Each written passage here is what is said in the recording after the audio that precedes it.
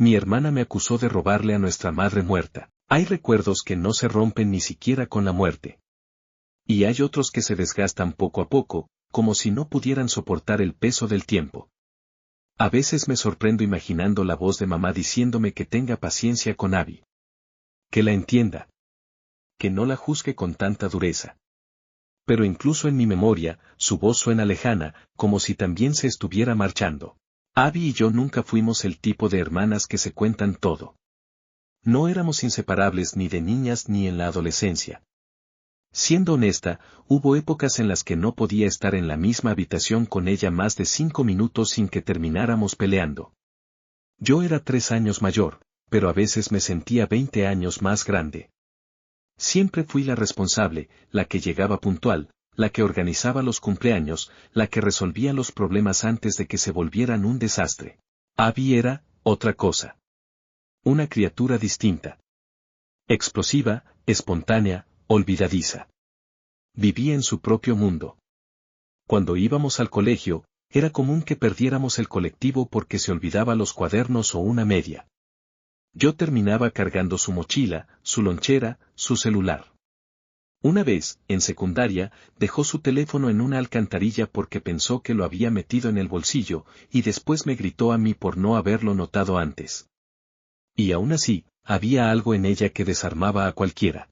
Era magnética, con esa energía que te arrastraba como una corriente cálida.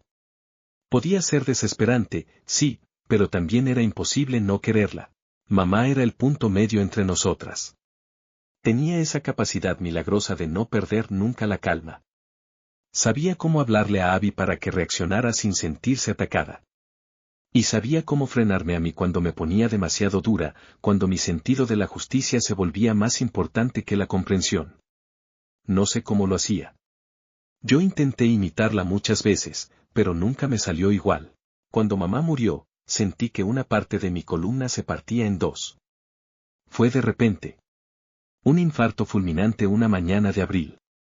Todavía la recuerdo sirviendo café, con su bata de seda azul y esa risa baja con la que solía comenzar el día. La imagen siguiente es el grito de papá, el teléfono al 911, las luces de la ambulancia que nunca pareció llegar lo suficientemente rápido. Después de eso, todo fue neblina. Abby colapsó. Lloraba a gritos, se encerraba en su cuarto, tiraba cosas. Yo, en cambio, entré en automático. Llamé a los familiares, coordiné el velorio, firmé papeles. Mientras ella se rompía, yo me convertí en una máquina de resolver. Pero cada noche, cuando apagaba la luz, el silencio me tragaba entera. Recuerdo estar en mi cama, abrazada a una de las bufandas de mamá, sin poder llorar. Ni una lágrima. Como si no tuviera permiso. Como si llorar significara que ya no podía proteger a nadie. Pasó más de un año hasta que papá comenzó a abrir los cajones de mamá. Durante ese tiempo, todo permaneció intacto. Su perfume en el baño. Sus zapatos alineados. Sus tazas en la cocina. Era como si esperáramos que volviera, como si abrir sus cosas fuera traicionarla. Pero el tiempo empuja. La vida sigue aunque no queramos. Una tarde, papá me llamó a su habitación. En sus manos tenía una caja de terciopelo rojo. La reconocí de inmediato. Era la que mamá usaba para guardar sus joyas. No eran muchas, pero cada una tenía una historia. Algunas heredadas de la abuela, otras compradas en aniversarios. Ninguna era de gran valor económico, pero sí emocional. Eran parte de ella. Parte de su estilo, de su elegancia silenciosa. Quiero que las tengas vos, me dijo papá, mirándome con esos ojos apagados que le quedaron desde que mamá se fue. Siempre te gustaron. Y las cuidas. A mamá le gustaba eso de vos. No dije nada. Solo asentí y tomé la caja con las manos temblorosas. Sentí como si me estuviera entregando una parte de su alma. No pregunté si Abby sabía. No pregunté si era justo. Me limité a recibirlas como quien acepta un secreto sagrado. Durante semanas no pude abrir la caja. La guardé en mi habitación, en el estante más alto del armario, como si fuera una reliquia prohibida. Cuando por fin la abrí, lo hice en silencio, con la puerta cerrada y las luces bajas. Cada joya era como una fotografía. El anillo de amatista que usaba cuando salía con papá. El collar de perlas que se ponía en Navidad. Los pendientes dorados que usaba para ir al teatro. Las sostuve una por una, y lloré. Lloré por fin. Por todo lo que había contenido durante meses. No me puse ninguna al principio. Me parecía un sacrilegio. Como si al tocarlas pudiera borrar su olor, su esencia. Pero con el tiempo empecé a llevar algunas en días especiales. Una pulsera para una entrevista. Los pendientes para el cumpleaños de papá. No por vanidad, sino por compañía. Era mi forma de llevarla conmigo.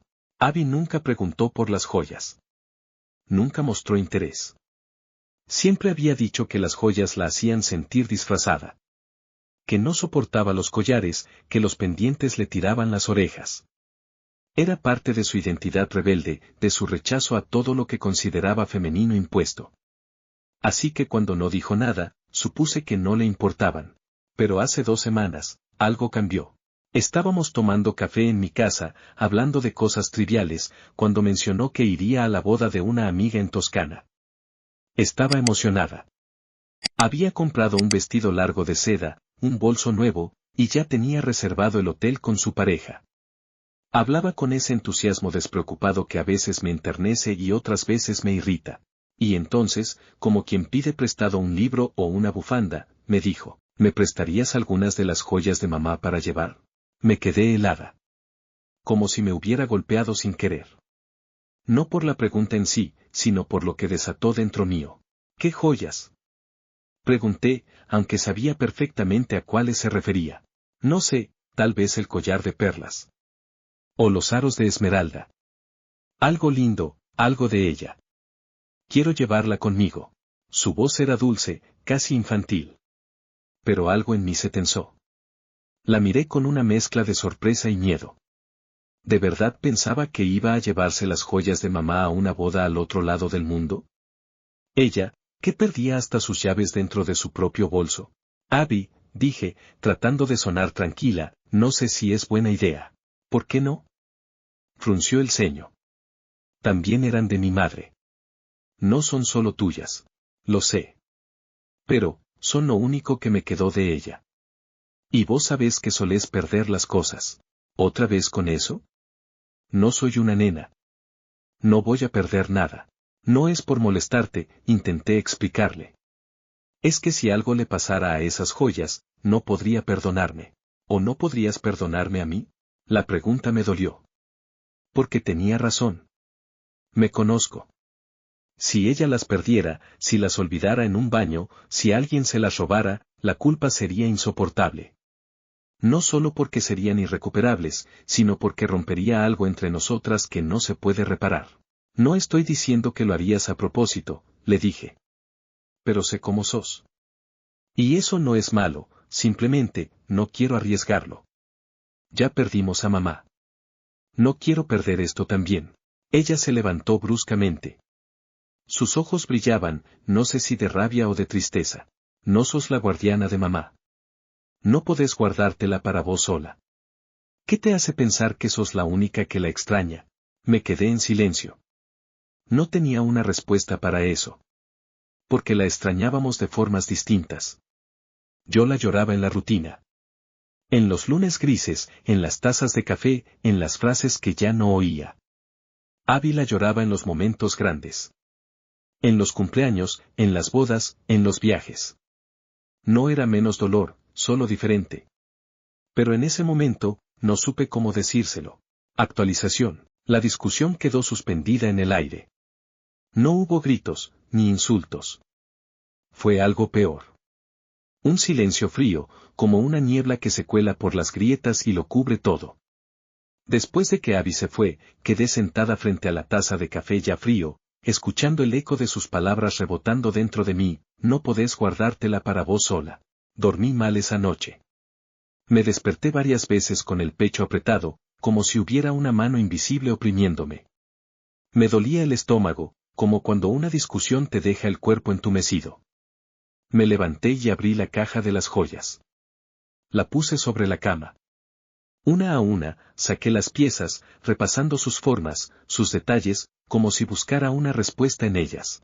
El collar de perlas tenía una grieta apenas visible, en el cierre. Mamá decía que no importaba, que esa imperfección lo hacía más suyo. La pulsera de oro blanco tenía marcas diminutas, probablemente del roce contra la mesa de la cocina cuando leía el periódico. Los aros de esmeralda tenían la curvatura exacta de sus lóbulos. Eran suyos, sí. Pero no solo suyos. Eran nuestras memorias. Las que yo había cuidado con obsesiva devoción. Las que temía que Abby, sin querer, deshiciera. Y sin embargo, me sentí culpable. Porque en el fondo sabía que no se trataba solo de proteger las joyas. Era una excusa. Un escudo. Había algo más profundo que no quería admitir, tenía miedo de compartir a mamá. Como si al prestarle sus cosas, su esencia, su recuerdo, Abby me la arrebatara un poco más. Quizá por eso, cuando papá me llamó esa tarde y me dijo que Abby le había contado lo ocurrido, me enojé. No con él. Conmigo. Porque sabía que ahora se metería, como solía hacer. No lo hagas más grande de lo que es, me dijo al teléfono, con voz cansada. Es solo un gesto. Quiere llevar algo de tu madre. No te lo va a romper. No lo sabes, papá. ¿Y vos sí? ¿Tenés la garantía de que van a estar más seguras en tu caja fuerte que en sus manos por 2 días? No es eso. Entonces, ¿qué es? Me quedé callada. Él suspiró. Mira, yo te las di porque sé que las cuidas. Pero si esto va a separarlas más, si va a volverlas enemigas, entonces no sé si tomé la mejor decisión. Ahí me dolió. Porque me había esforzado por ser la que mantenía todo unido. La que sostenía a Abby cuando no podía más. La que planificaba las cenas familiares, que hacía que papá comiera bien, que pagaba las cuentas que él olvidaba. ¿Y ahora era la mala? Pasé el día siguiente repasando una y otra vez la conversación. En el trabajo apenas podía concentrarme. Mis compañeros me hablaban y yo respondía en automático, con la mente en otro lado. Esa noche, volví a mirar las joyas. Abrí un cajón y saqué una bolsita de terciopelo negro. Metí dentro los aros de esmeralda. Me detuve. Luego agregué la pulsera de oro blanco. Dudé con el collar. Finalmente lo dejé. Al día siguiente, se las llevé. Abby me recibió en su departamento sin decir una palabra. Estaba despeinada, con el maquillaje a medio quitar y los ojos hinchados, como si hubiera llorado. Me sentí una intrusa. Le extendí la bolsita. No voy a discutir, le dije. Te las presto. Pero por favor, cuídalas. Si te las sacás, guárdalas. No las dejes en una mesa, ni en un baño, ni en el bolso de otra persona. Son lo único que me queda de ella. Ella no respondió de inmediato. Tomó la bolsita con una delicadeza que no le conocía. Luego murmuró, gracias. Y nada más. Ni una disculpa. Ni un no entiendo. Solo ese gracias, como si yo le estuviera haciendo un favor cualquiera. Me fui con un nudo en la garganta. Durante la semana siguiente, revisé obsesivamente su cuenta de Instagram. Quería ver si subía alguna foto, si las usaba. Cada vez que veía una historia suya desde Italia, me hervía la sangre. No por celos, sino por ese miedo tonto de que algo se rompiera, se perdiera, se diluyera entre tanto vino y paisajes. Hasta que llegó el día que temía. Me escribió un mensaje a las 2 de la mañana, hora local. Yo dormía, pero lo vi al despertar. Necesito que no te enojes. Perdí un aro. No sé cómo. Estoy buscando, seguro aparece. No quiero que te asustes. El mundo se me cayó encima. Sentí una punzada en el pecho, como si me hubieran apuñalado. El mensaje era corto, sin detalles, sin rastro de urgencia. Como si fuera un error menor. Pero para mí, no lo era. La llamé de inmediato. No contestó. Mandé varios mensajes. Nada. Pasaron horas. Al mediodía finalmente respondió, lo encontré. Estaba en el forro del bolso. Todo está bien, pero yo ya no estaba bien. Esa noche discutimos por teléfono. Ella se hartó de que la tratara como una incapaz. Yo le grité que era una irresponsable. Me dijo que no podía respirar sin que yo la juzgara. Yo le dije que parecía tener alergia a las consecuencias. Y, de pronto, como una ráfaga, volvió todo lo que habíamos arrastrado durante años. Las comparaciones. Las heridas. Las competencias invisibles. Siempre te creíste mejor que yo, me dijo con la voz rota. Hasta mamá se daba cuenta. Pero al menos ella me quería como era. No como vos, que solo querés controlarlo todo. ¿Eso pensás? ¿Qué quiero controlarlo todo? ¿Vos sabés lo que es pasarme años tapando tus cagadas, cubriéndote? ¿Crees que me gusta?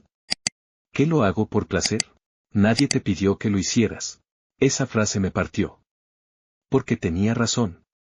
Nadie me lo había pedido. Ni mamá, ni papá, ni ella. Lo hice porque sentí que debía hacerlo. Porque siempre fui la que tomaba el rol de adulta cuando los demás se caían. Porque alguien tenía que sostenerlo todo. Cortamos sin despedirnos. Pasaron días sin hablarnos. Días en los que el silencio fue tan estruendoso como un grito. Papá intentó mediar. Me dijo que ambas necesitábamos entender que cada una llevaba el duelo a su manera. Que ninguna tenía más derecho que la otra sobre el recuerdo de mamá. Pero yo no quería escuchar. Hasta que un domingo, tocó el timbre de casa. Abby. Con la bolsita negra en la mano. Me la dio sin hablar. Yo la tomé con los dedos fríos. La abrí. Las joyas estaban ahí. Todas. Incluso el collar de perlas que no le presté. También ese. No las usé, dijo. Solo las llevé en el bolso. Pero ya no quiero seguir discutiendo. Me lastima. ¿Y a mí no? Claro que sí. Pero vos sos más fuerte. Siempre lo fuiste. No supe qué responder. Se fue sin quedarse a tomar un café. Y por primera vez en mucho tiempo, no la detuve.